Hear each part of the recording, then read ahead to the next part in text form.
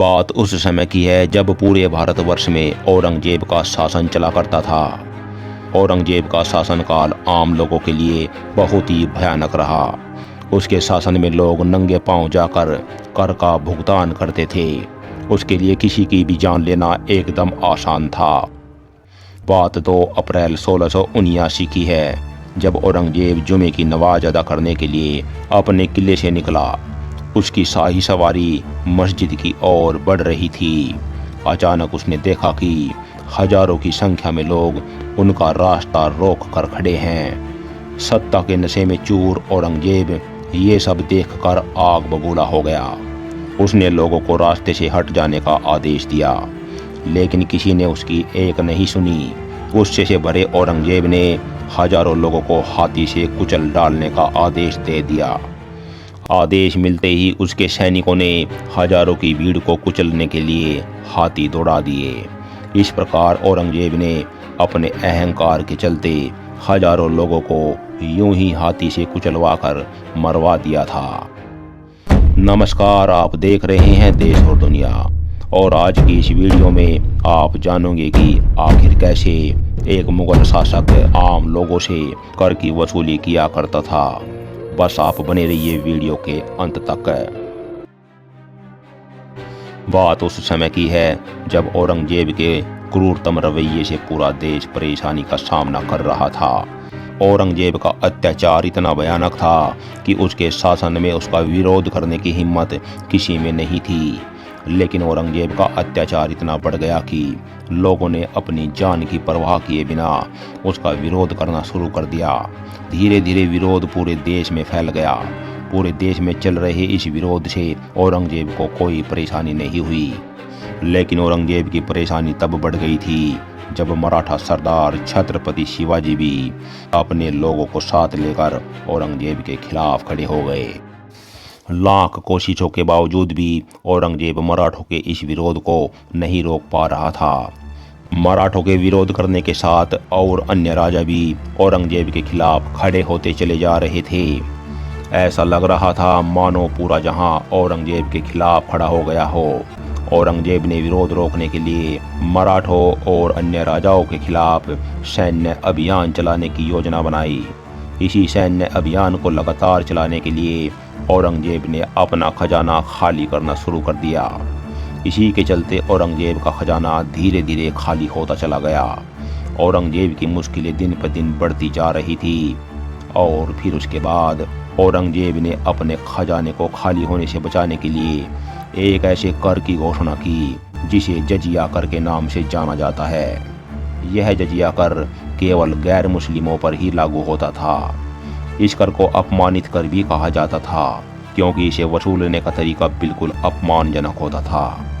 इतिहासकारों का मानना है कि लोगों से जजिया कर वसूलने के लिए गैर मुस्लिम इलाकों में एक फौजदार को भेजा जाता था और वह वहां जाकर एक जगह पर बैठ जाता था। जिन लोगों से ये कर वसूला जाता था उन्हें जिम्मी कहा जाता था। जजिया कर देने वाले लोग घरों से बाहर आकर लाइन में लग जाते थे और फौजदार अपनी जगह पर बैठा जोर से चिल्लाकर कहता, ए जिम्मी जजिया दे।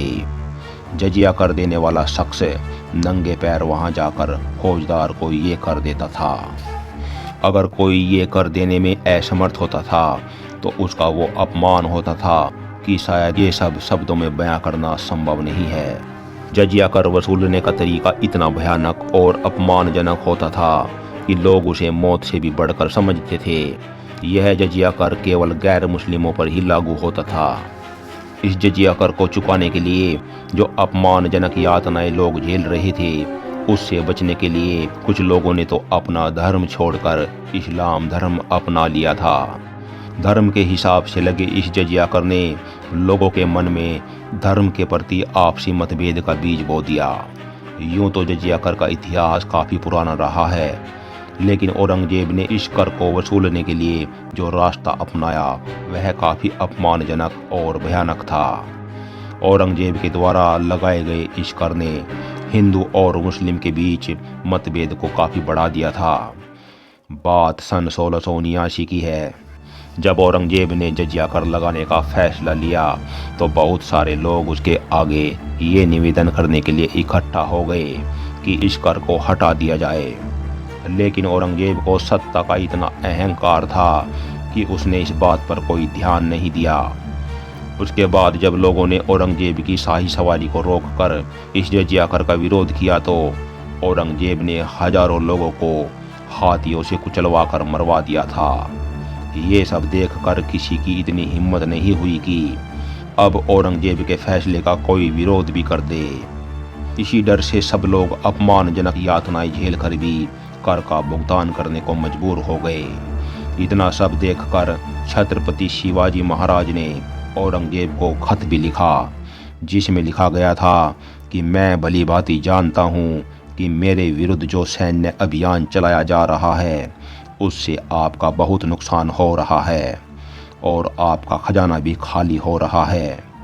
खाली हो रहे खजाने की भरपाई के लिए ही आपने ये जजिया कर लगाया है। आपकी क्रूरता और अन्याय के कारण ही बहुत सारे क्षेत्र आपकी अधीनता से बाहर हो गए हैं। इसी प्रकार धीरे धीरे बचे हुए क्षेत्र भी आपकी अधीनता को अस्वीकार कर देंगे। उस दौर में मराठों की बहादुरी और पराक्रम इतना बढ़ गया था कि औरंगजेब को खुद दक्षिण भारत की ओर जाना पड़ा। हिंदू और अन्य लोगों पर जजिया कर लगाने के बावजूद भी उसका सारा खजाना खाली होता जा रहा था। उसकी सैन्य ताकत भी कम होती नजर आने लगी थी। कहीं न कहीं मराठों के पराक्रम और बहादुरी के आगे औरंगजेब घुटने टेकते नजर आने लगे। इसी कारण औरंगजेब सन 1681 में खुद महाराष्ट्र आया और अपने अंतिम समय तक यानी कि 23 मार्च 1707 तक वह महाराष्ट्र में ही रहा। औरंगजेब की मृत्यु लीवर की बीमारी के चलते लगभग 90 वर्ष की आयु में हुई थी। औरंगजेब अपने समय में बहुत बड़े शासक रहे, लेकिन वह मराठों के सामने लगभग हार मान चुके थे, क्योंकि उस समय मराठों ने मुगल सेना पर इतने आक्रमण किए कि औरंगजेब ने उनसे परेशान होकर उनके सामने शांति के लिए एक संधि का प्रस्ताव भी भेजा था, लेकिन मराठों ने यह प्रस्ताव ठुकरा दिया था। औरंगजेब के शासनकाल में हिंदू मुस्लिम का आपसी मतभेद काफ़ी बढ़ गया था और जजिया कर लगने के बाद तो यह मतभेद इतना बढ़ गया था जिसका ये परिणाम हुआ कि साल 1947 में धर्म के आधार पर अखंड भारत का बंटवारा हो गया। भारत 2 टुकड़ों में बंट गया। हिंदू और मुस्लिम के बीच हुए भेद का असर आज भी देखने को मिलता है, जिसका फायदा कई बड़े राजनीतिक लोग आज तक भी उठाते रहे हैं। वैसे आप क्या सोचते हैं? आप अपनी राय जरूर दें। बस आज की वीडियो में इतना ही। फिर मिलेंगे अगली वीडियो में कुछ ऐसी ही जानकारी के साथ। वीडियो में यहाँ तक बने रहने के लिए आप सबका धन्यवाद।